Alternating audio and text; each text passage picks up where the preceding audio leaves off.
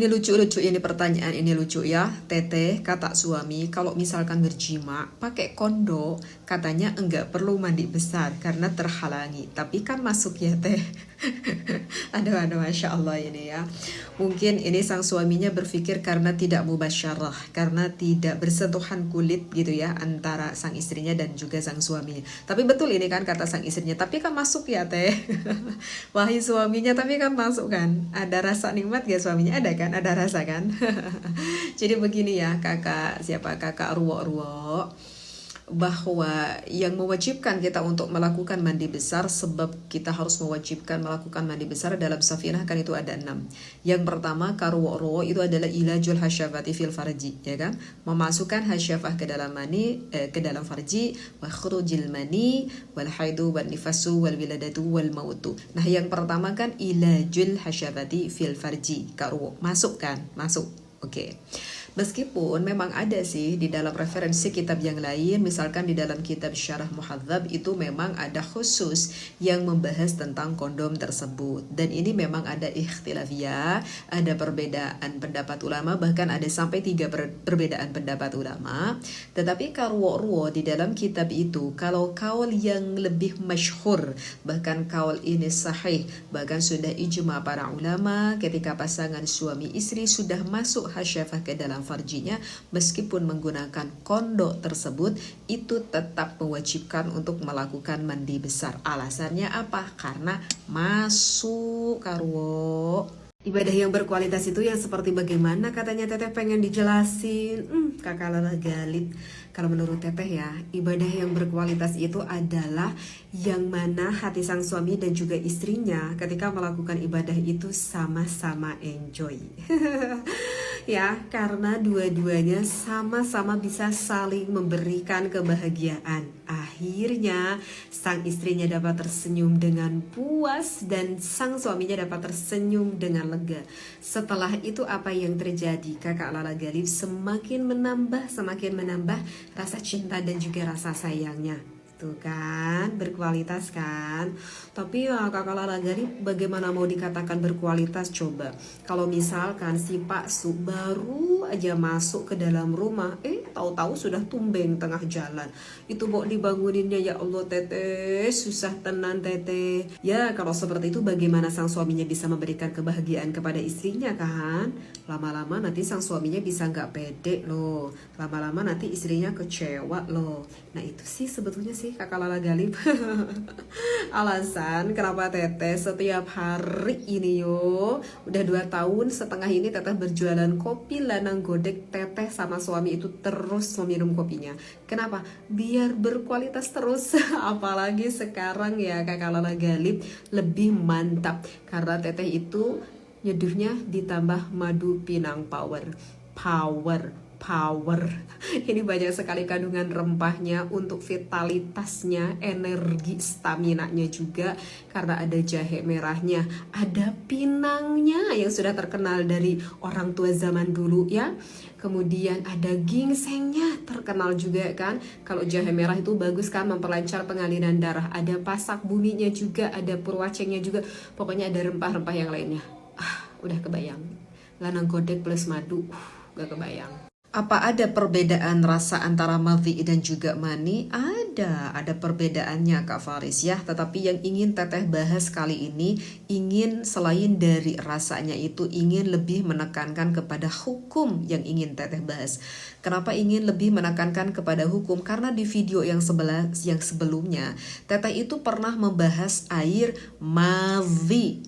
Tetapi nggak tahu yang mendengarkan telinganya nggak dipasang, padahal sama teteh itu udah dikasih thumbnail. Yang teteh bahas itu adalah air madhi. Kebanyakan orang berpikir yang teteh bahas itu adalah air mani, sehingga banyak banget di kolom komentar, teteh sejak kapan air mani najis, sejak kapan air mani najis. Nah ini ya, yang telinganya gak mudeng. Maka sekarang mohon didengar dengan jelas biar tidak salah memahami akan hukumnya. Ya baik.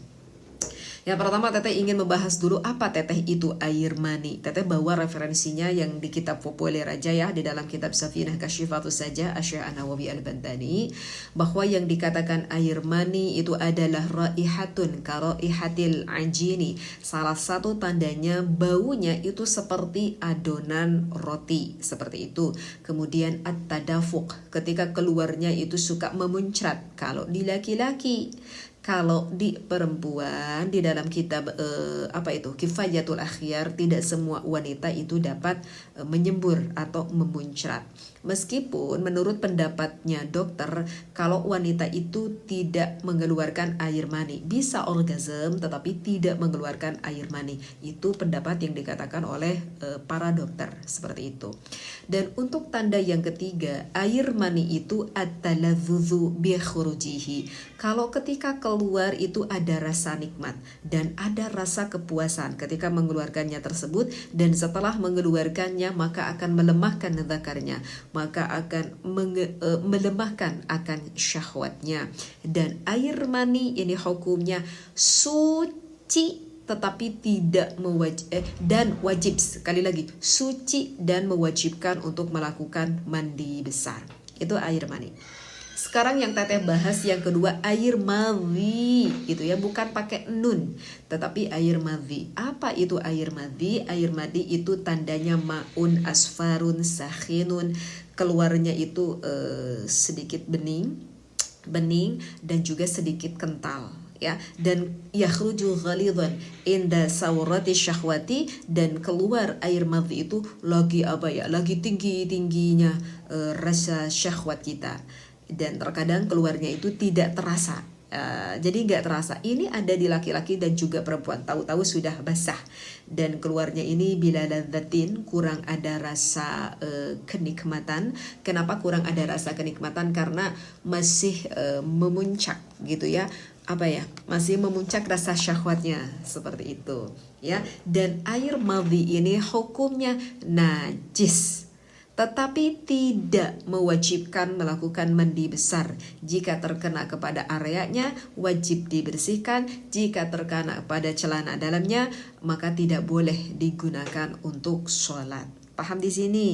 Ya. Sekarang untuk air yang ketiga, ada yang dikatakan dengan air wadi, ada di perempuan dan juga laki-laki. Apa air wadi ini? Adalah tandanya maun abyadun kadirun sakhinun. Ini cenderung agak sedikit putih atau agak sedikit keruh dan juga agak sedikit kental. Air yang ketiga ini yakhruju inda aqibal bauli, biasanya ini keluar salah satu tandanya ketika kita sudah pipis, ada tanda seperti itu, atau inda hamlin syai'in sakilin, atau ketika kitanya lagi capek, kondisinya lagi cukup capek, mau capek beban fikir ataupun capek beban fisik. Dan air wadi ini juga sama hukumnya najis, ya, tetapi tidak mewajibkan untuk melakukan mandi besar. Dan ada air yang keempat adalah rutobah. Kalau rutobah ini khusus untuk di perempuan. Kalau untuk rutobah pernah Teteh bahas, ya. Katanya bagaimana hukumnya, tapi dokternya laki-laki. Ya, baik kakak siapa ini? Kalau misalkan Teteh melihat dari hukum asalnya, gitu ya. Kalau misalkan kita bisa lihat referensi di dalam kitab Sulam Taufik, di sana kan ada faslun yang menerangkan akan sebagian dari dosa mata, begitu ya. Jadi kalau misalkan kita melihat yang bukan mahram, apalagi ketika melihatnya itu menimbulkan rasa syahwat, maka itu termasuk ma'asi, termasuk dosa, ya, apalagi kalau sampai bersentuhan kulit, gitu ya. Nah, tetapi kan untuk kasus kakak ini kan berbeda, ya. Kasus kakak ini kan ada kebutuhan yang lain, gitu ya. Nah, kalau untuk lebih diperjelas, saya menemukan di dalam kitab Mughnil Muhtaj, kalau ada suatu kasus dikarenakan suatu pengobatan, atau misalkan karena ada hajat kebutuhan yang lain, yang mana hajat itu mendatangkan kemaslahatan untuk menghilangkan kemadharatan, maka yang tadi awalnya hukumnya haram itu menjadi diperbolehkan.